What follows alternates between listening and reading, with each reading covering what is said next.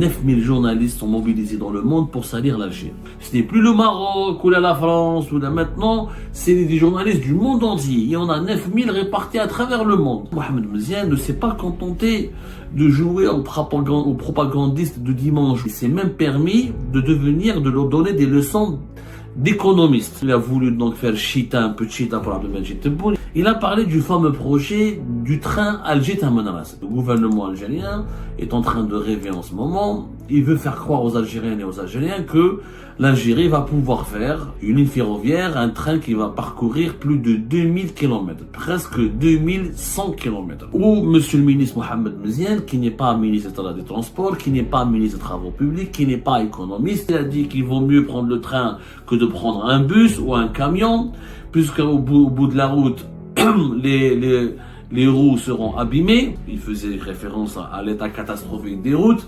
Donc nous avons un ministre de la communication qui reconnaît que les routes dans notre pays sont catastrophiques, ce qui n'est pas normal de changer 2-3 pneus au bout de 2000 km. Donc il vaut mieux prendre ce train qui sera agréable, qui sera confortable et qui sera rentable. Comment il sera rentable? Il a dit qu'il y aura des ports secs au Mali et au Niger. 9000 journalistes sont mobilisés dans le monde pour salir l'Algérie. Et vous avez été très nombreuses et nombreux à dénoncer, à partager notre coup de gueule au regard de la médiocrité, encore une fois, et de la bêtise de ces théories complotistes qui ne font rire personne. À un moment donné, oui, tu peux quand tu veux faire de la propagande, il faut faire de la propagande de façon intelligente, de façon intelligible, de façon plausible. Au moins, quand tu essaies de mentir, tu essaies de bien mentir. Mais mentir de façon aussi outrancière, aussi idiote, et insulter l'intelligence des Algériens et des Algériens, et du monde entier, et faire croire que l'Algérie est victime d'un complot médiatique mondial. Ce n'est plus le Maroc, ou la France, ou là maintenant, c'est des journalistes du monde entier. Il y en a 9000 répartis à travers le monde. Je sais même pas comment on les a calculés, comment on les a identifiés, mais passons, vous avez été choqués, indignés comme nous. Le problème, c'est que monsieur, hier plutôt, pardonnez-moi, je perds un peu mon latin, Mohamed Mziane ne s'est pas contenté de jouer aux propagandistes de dimanche ou aux apprentis sorciers en termes de propagande. Il ne s'est pas contenté de dire des conneries sur la propagande médiatique. Il s'est même permis de leur donner des leçons d'économiste.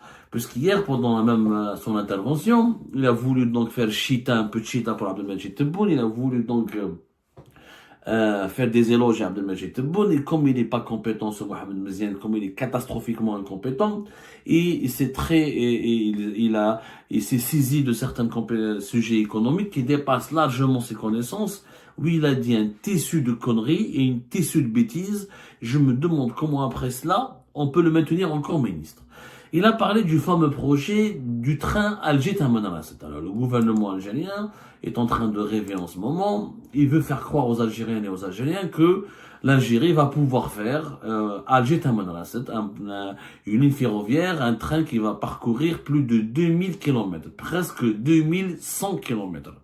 Après le fameux train Béchar Tindouf de 950 km, dont on ne sait même pas qu'il va voir le jour, qui va nous coûter plus de 3 milliards et demi de dollars, presque 4 milliards de dollars. Et encore, la facture ne sera pas, on n'est même pas sûr du montant final au regard des ouvrages d'art et des travaux qui seront nécessaires pour construire ce train. Maintenant, le gouvernement algérien essayer de faire croire à sa population qu'il peut faire que l'Algérie a tout intérêt, ou elle va se doter d'un train de 2039 km, presque 2100 km, qui va traverser 10 wilayas pour relier Alger à Tamanrasset, la capitale Alger à Tamanrasset. Bon. Ou monsieur le ministre Mohamed Mziane, qui n'est pas ministre des Transports, qui n'est pas ministre des Travaux Publics, qui n'est pas économiste, qui n'a rien à voir avec le raisonnement économique, a essayé de défendre ce projet avec des arguments d'une débilité extraordinaire. Alors qu'est-ce qu'il a dit? Il a dit qu'il vaut mieux prendre le train que de prendre un bus ou un camion, puisqu'au bout de la route, les roues seront abîmées. Je sais pas. Il a utilisé cette métaphore. Il leur a dit, si on prend le train ou le bus pour aller d'Alger jusqu'à Tamanrasset, ça va nous coûter plus de 20 millions de centimes plus de 20 000, plus de 200 000 dinars à cause des pneus qu'il faudra remplacer. Une fois arrivé sur place, il faisait référence à l'état catastrophique des routes. Donc nous avons un ministre de la communication qui reconnaît que les routes dans notre pays sont catastrophiques, parce qu'il n'est pas normal de changer 2-3 pneus au bout de 2000 km. Là. Dans les pays développés, tu peux circuler 2000, 3000, 4000 km, tu changes pas de pneus. Quand c'est des routes balisées, bien goudronnées, bien bitumées, bien entretenues, il n'y a pas de problème là-dessus. Faut vraiment, sauf si tu fais du rallye en plein désert, c'est autre chose. Enfin, on peut parcourir 2000 km sans faire du rallye. On n'est pas censé traverser des terrains rocailleux, des terrains marécageux, je sais pas quoi. Une route était une route. Donc, ouais, il a dit, le ministre de la Communication, je sais pas s'il a été vulcanisateur dans un passé récent, ou c'est un spécialiste des roues, il a insisté, avec un bus ou avec un camion, on va perdre 200 000 dinars parce qu'il faudra changer les pneus et tous les frais supplémentaires. Donc, il vaut mieux prendre ce train qui sera agréable, qui sera confortable et qui sera rentable. Comment il sera rentable? Il a dit qu'il y aura des ports secs au Mali et au Niger. Alors, le ministre de la Communication algérien n'a rien compris que s'il y a des ports secs au Mali et au Niger, ce sera le Mali et le Niger qui devront les réaliser. Pourquoi l'Algérie irait faire des ports secs au Mali et au Niger? Peut-être qu'il voulait faire croire, là il voulait nous faire dire qu'il y aura des ports secs à la frontière du Mali et à la frontière du Niger. Oui, mais pour faire quoi? La coopération économique et les échanges économiques entre le Mali et l'Algérie et le Niger ne dépassent même pas 1 milliard. Donc je sais même pas si je sais même pas si ça dépasse 100 millions de dollars. Je sais même pas 1 milliard. Ne dépasse même pas les 100 millions de dollars. Est-ce que ça atteint les 100 millions de dollars? Même pas. En quoi ce train qui va nous coûter extrêmement cher nous sera rentable? Là, au regard de l'argumentaire et de la prestation catastrophique de ce ministre, chaotique, un ministre qui ne maîtrise rien, qui a donc selon lui, juste parce que on finit par changer 2-3 pneus de son véhicule, l'État donc doit faire un train de plus de 2000 km pour éviter à ses citoyens de changer 2-3 pneus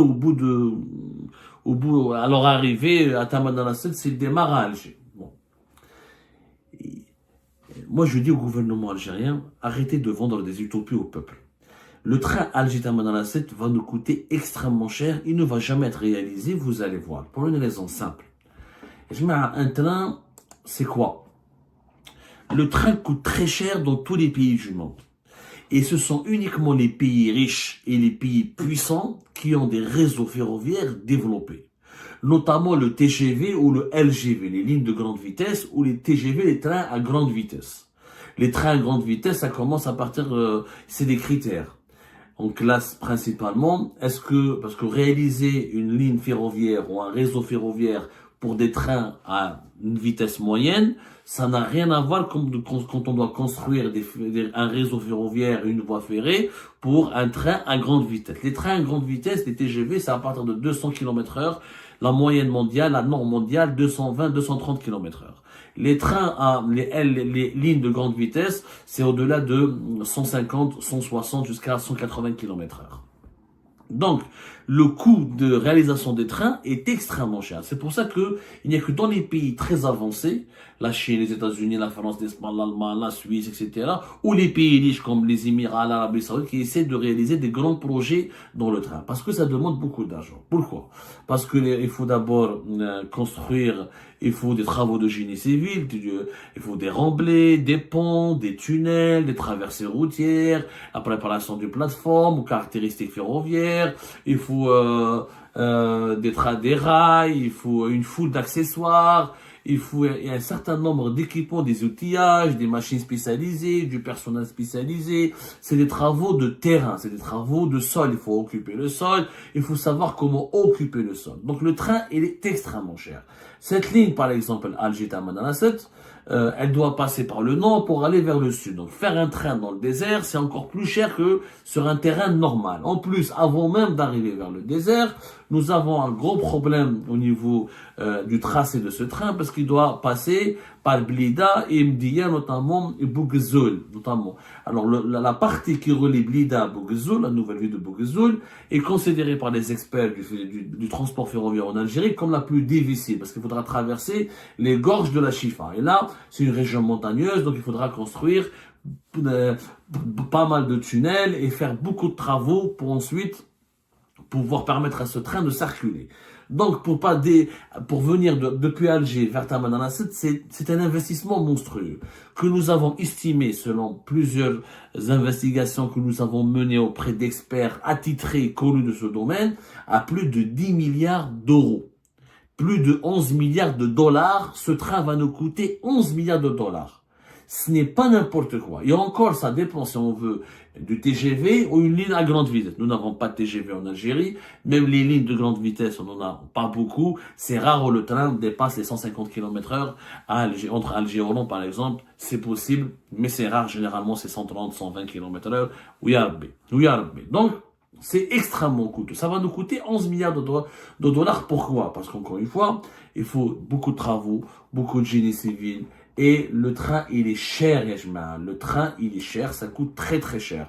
Il faut savoir que dans les pays européens, il y a des études qui ont été réalisées, des études assez poussées. On estime par exemple que pour 1 km de TGV, il faut 15 millions, environ 15 millions d'euros. Dans un pays comme la France ou l'Allemagne, etc. Pour 1 km de train normal, pas à grande vitesse, un train régional n'est pas à grande vitesse, c'est à peu près dans les 1 à 2 millions d'euros, ce qui n'est pas n'importe quoi. Multipliez ça par 2000 km. Vous allez voir, si on réalise un train moderne, selon les normes européennes par exemple, la facture va coûter encore plus de 20 milliards d'euros. C'est énorme, c'est énormément d'argent. Il faut savoir que c'est vraiment énormément d'argent et c'est pas n'importe quoi. C'est l'entretien du réseau ferroviaire. Par an, c'est déjà entre 5 et ça va nous coûter minimum entre 2 à 3 milliards d'euros juste l'entretien du réseau. Donc, ce n'est pas n'importe quoi. Avant de se lancer dans les promesses faites à la population, avant de faire croire à la population tout et n'importe quoi, il faut mesurer ses propos et les confronter à la réalité. Il faut surtout pas oublier que les Algériens vont vérifier après. Est-ce qu'on est prêt à financer à 15-20 milliards de dollars un train dans Alger selon les normes européennes? C'est pas possible. Selon les normes minimalistes, même si on estime que le coût de l'énergie, l'énergie pas chère, et que la main-d'œuvre, on ne sait pas si c'est la main-d'œuvre, parce que généralement, ce sont des entreprises étrangères à qui on va leur confier la réalisation de ce train. Même si c'est la main-d'œuvre, elle est purement locale, et même si les matériaux, la matière première, les machines, le génie civil, il y aura énormément de composants et de produits qui sont importés. Les rames, on fabrique pas les rames. Quel type de rames on veut faire? Ça va nous coûter au bas mot, 10 à 11 milliards d'euros. Entre 10 à 11 milliards d'euros ou 10 milliards d'euros et quelques 11 milliards de dollars. C'est énormément d'argent. C'est énormément d'argent. Et la facture sera à 80% en devise. Parce que importation des rames, importation des équipements, des études, de la faisabilité, des matières premières, d'énormément des outils, d'accessoires. Donc, entre 70 à 80% de ce projet, ça va être en devise. Alors, est-ce que maintenant, c'est rentable? D'autres pays, il faut se poser la question suivante. Quand on va voir tous les projets qui ont été faits, déjà, là, un pays, par exemple, africain, un pays arabe qui s'appelle l'Égypte. L'Égypte, ils ont un gros projet qui a été confié à Siemens. Ils l'ont annoncé en 2022. Et l'Égypte va dépenser 8 milliards d'euros pour construire un réseau à grande vitesse. Et c'est les Allemands de Siemens qui vont le faire. Et ce sera un réseau de 2000 km de voies ferrées.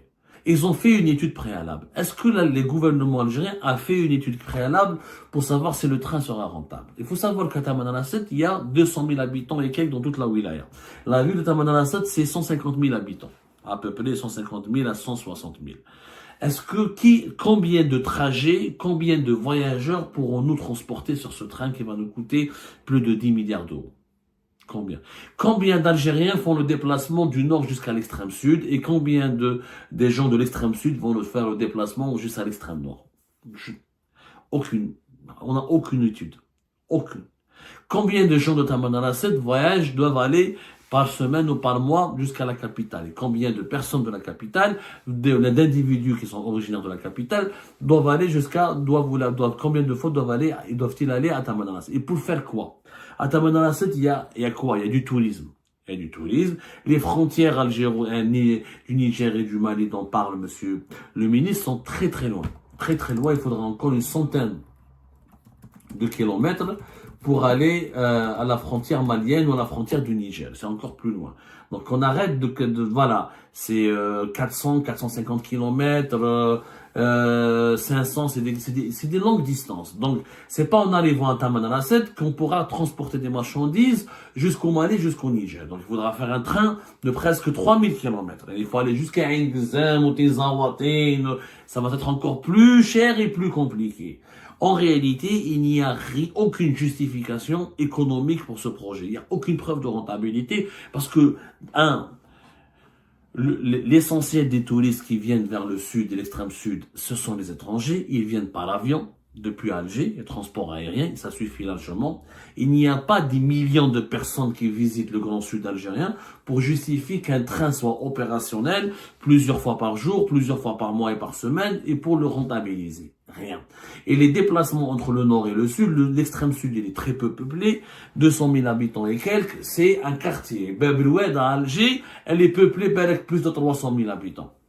Donc, un quartier à Alger, ou là, une commune à Alger, elle est plus peuplée que toute la wilaya de Tamanrasset. Donc, est-ce que ce train est justifié? Pas du tout. En réalité, le transport aérien suffit largement pour desservir le Grand Sud. Il faut juste arrêter de confier le monopole à l'Algérie. Si on avait des compagnies privées low cost, locales et d'autres compagnies privées, si on multipliait les choix du pays, si on a laissé le privé travailler sur les lignes internes, on peut établir 2, 3, 4, 5 vols par jour, pas uniquement ceux d'Algérie, entre Alger et Tamanrasset, Oran, Tamanrasset, Constantinople et Annaba, et ça suffit largement. Au regard du nombre de la population locale, au regard de la nature des activités économiques, essentiellement du tourisme, il n'y a pas d'industrie, très peu d'agriculture.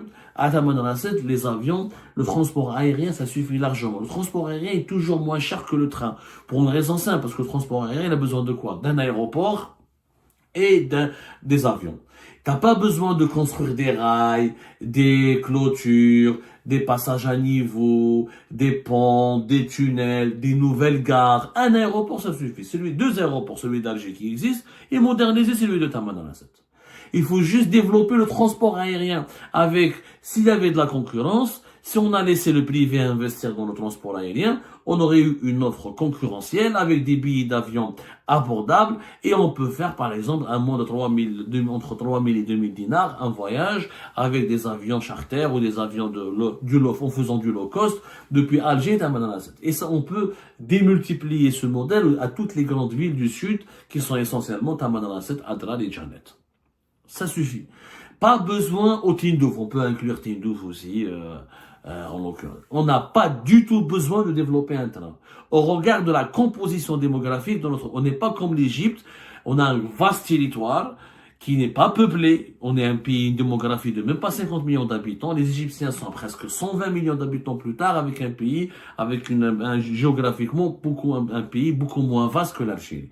C'est pas du tout utile.